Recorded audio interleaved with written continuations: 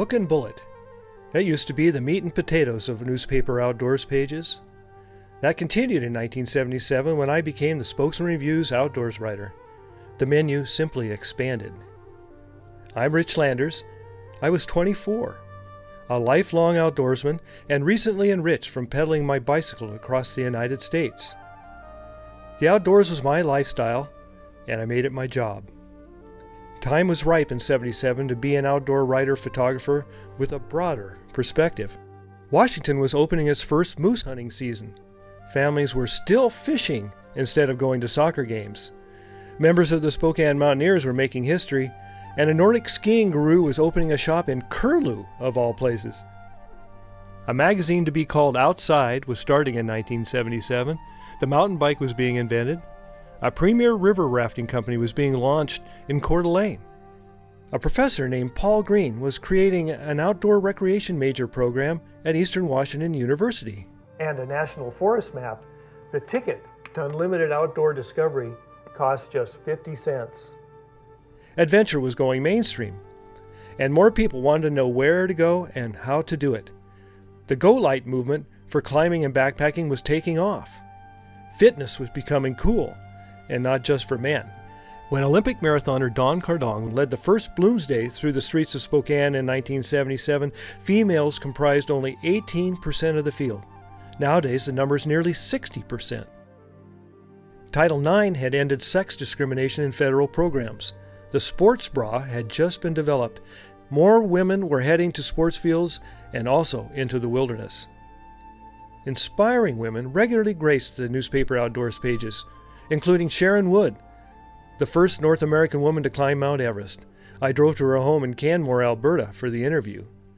Heather Anish Anderson set hiking speed records for the Appalachian and Pacific Crest Trails. To interview Anish, I clipped a recorder to my hip belt and joined her on a hike. Sandra Day O'Connor.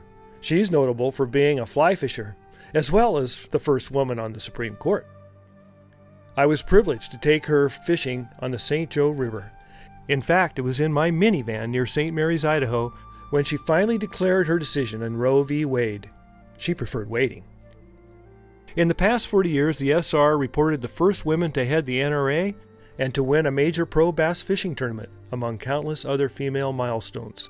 Perhaps my most popular story told of Aaron Bolster, a trail ride wrangler in Montana who rode a big, bold horse to fend off a grizzly bear that was chasing a horse carrying a boy. When David Letterman read that story, Bolster and Tonk were trucked to New York for a stint on Late Show. Public lands are essential for recreation, jobs, nature, and wildlife. Anything that valuable inspires passions and controversy. I expected mixed reviews for covering the issues, and I got them. Rick Landers, your article in the paper today is about as full of hogwash as you are. Your article was fantastic, pal. I agree with you 1,000%. Rich Landers, I read your article today. That will be the last time I ever read any of your articles. I, like a lot of women, never read the sport page, but someone told me about your last Thursday, the 28th column, and I was flabbergasted. I wonder if Betty Cole slapped your wrist for that. You're an idiot. You're a complete idiot. You don't have a clue, do you?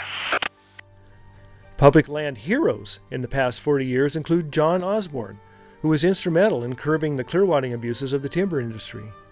Public land zeros include James Watt, who tried to lead the Sagebrush Rebellion as Interior Secretary under President Reagan.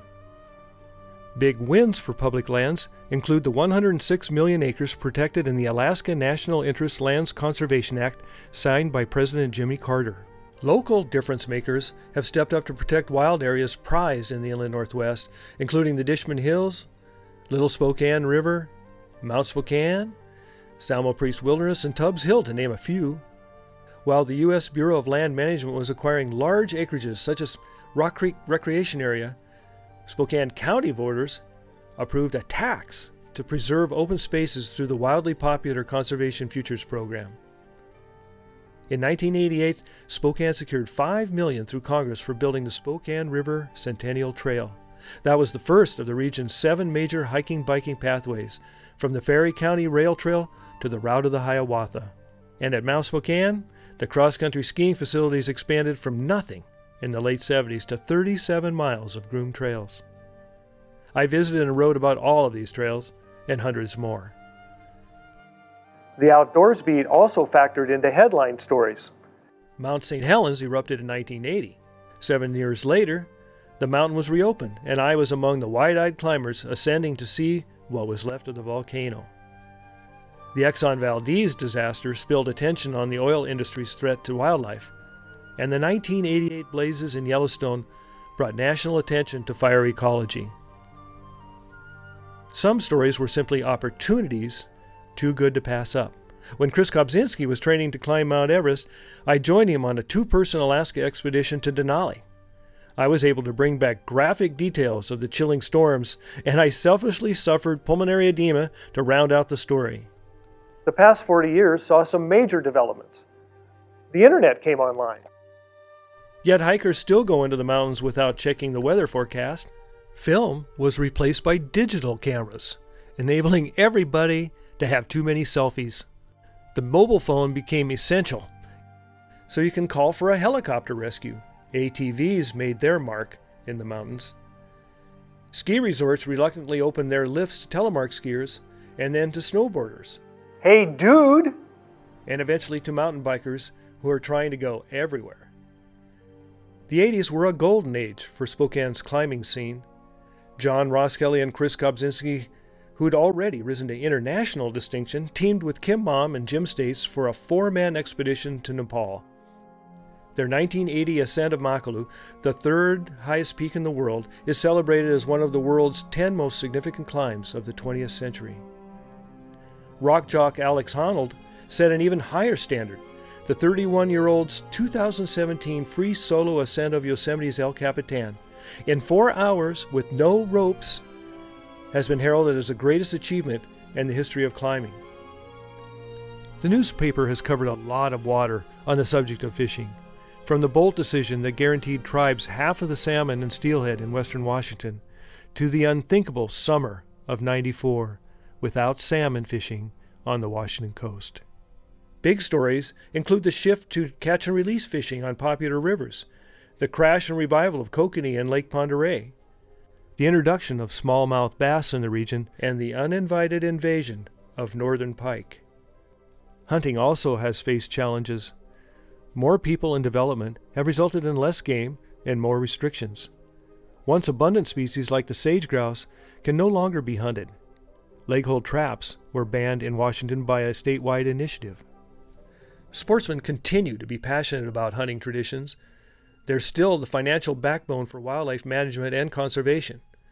Changes like the ban of lead shot for waterfowling haven't dampened that spirit. Meanwhile, concern is growing over the emergence of diseases in fish and game populations, and boat inspection stations have been established as invasive aquatic species threaten the region's waterways. Critters have been a feature attraction in the outdoors pages, but some made hard news headlines, including the spotted owl, which curtailed the logging of old-growth timber. Endangered species success stories include the bald eagle. In 1995, Forest Service officials got an earful by restricting road access to vast areas of the Idaho Selkirks to protect endangered grizzly bears.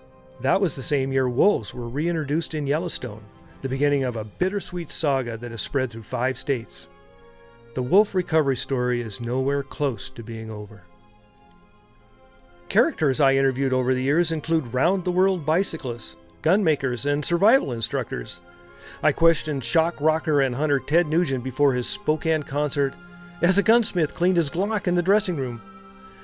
A trumpeter swan I nicknamed Solo hung out in Turnbull Wildlife Refuge for 2 decades after losing his original mate.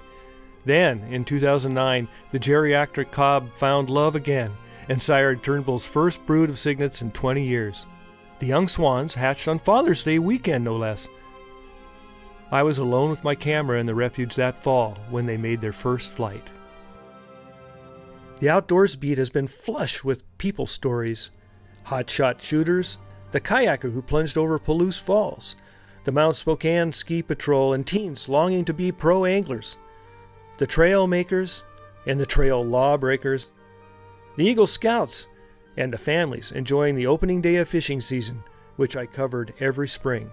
My career has spanned 7 U.S. presidents, 7 newspaper editors, 5 good bird dogs, and it's been graced by my one and only wife, Meredith. The great outdoors is an enormous beat that isn't covered in a 40-hour week. I've been able to pursue it and live it because my family embraced the lifestyle too. My daughters added spice and expanded my menu of stories.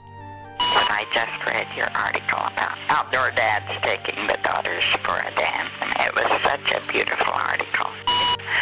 I read your Father's Day article in the review, and I want to tell you it was the jewel of the Sunday paper, and actually the jewel of the whole year. I've had a dream job covering the people, places, politics, and recreational trends in the great outdoors.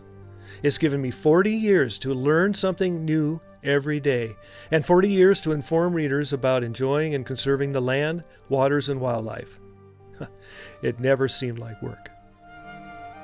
Interesting, well-written, informative, learned some things I didn't know before, which was great, and that's why you do such a good job.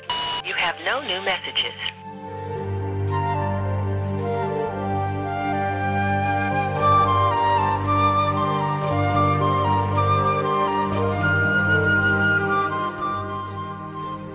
This is Rich Landers for Spokesman.com.